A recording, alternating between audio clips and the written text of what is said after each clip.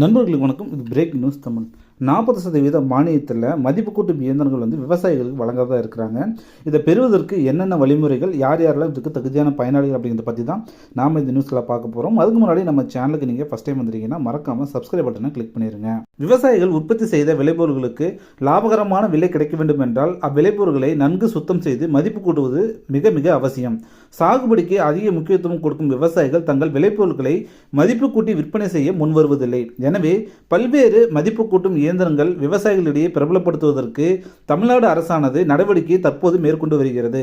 வேளாண் விளைபொருட்களை மதிப்பு கூட்டி விவசாயிகள் அதிக லாபம் ஈட்டி மதிப்பு கூட்டும் இயந்திரங்களுக்கு அரசு மானியம் வழங்குகிறது என்று வேளாண் உளவுத்துறை அமைச்சர் MRK பன்னீர்செல்வம் அவர்கள் தற்போது ஒரு அறிக்கையில் தெரிவித்துள்ளார். 2022-23 ஆண்டு வேளாண் நிதிநிலை அறிக்கையில் சிறு தானியங்கள், பயிர் வகைகள், எண்ணெய் வித்துக்கள், இதர வேளாண் விளைபொருட்களை தரம் பிரித்து மதிப்பு கூட்டி சந்தைப்படுத்தி அதிக லாபம் பெறும் வகையில் 292 மதிப்பு கூட்டும் இயந்திரங்களை விவசாயிகளுக்கு 40% மானியத்தில் வழங்கப்படும் என தமிழக அரசானது அறிவிக்கப்பட்டிருந்தது.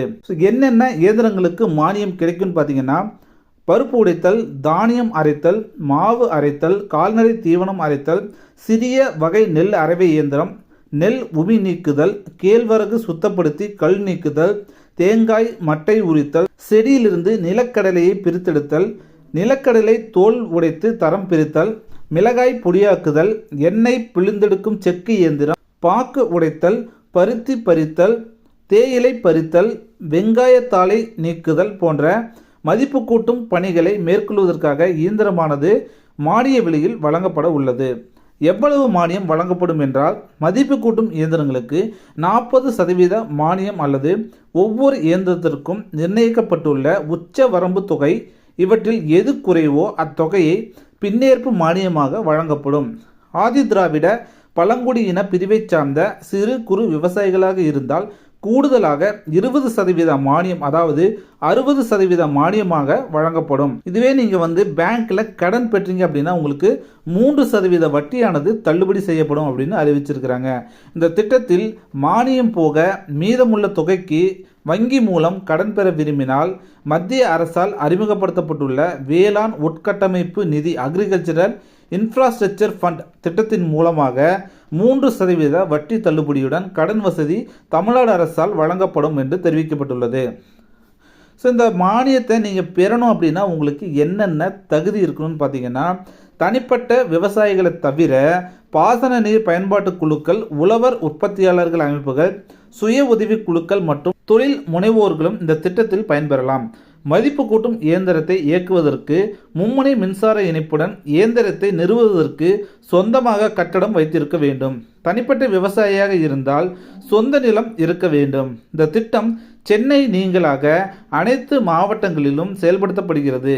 கலைஞரின் அனைத்து கிராம ஒருங்கிணைந்த வேளாண் வளர்ச்சி செயல்படுத்தப்படும் கிராம விவசாயிகளுக்கு முன்னுரிமை வழங்கப்படும் என அறிவிக்கப்பட்டுள்ளது.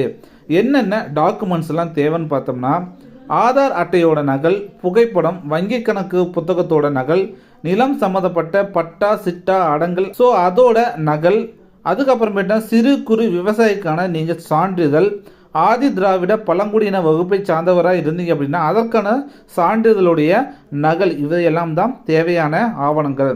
இது எப்படி விண்ணப்பிக்கலாம்னு பார்த்தீங்கன்னா, மதிப்பு கூட்டும் இயந்திரத்தை மானியத்தில் நீங்கள் பெற விரும்புனீங்க அப்படின்னா உழவன் செயலி மூலமாகவோ அல்லது https://aed.tn.gov.in அப்படிங்கிற இந்த இணையதளத்தின் வழியாக சென்று கூட நீங்கள் விண்ணப்பிக்கலாம்.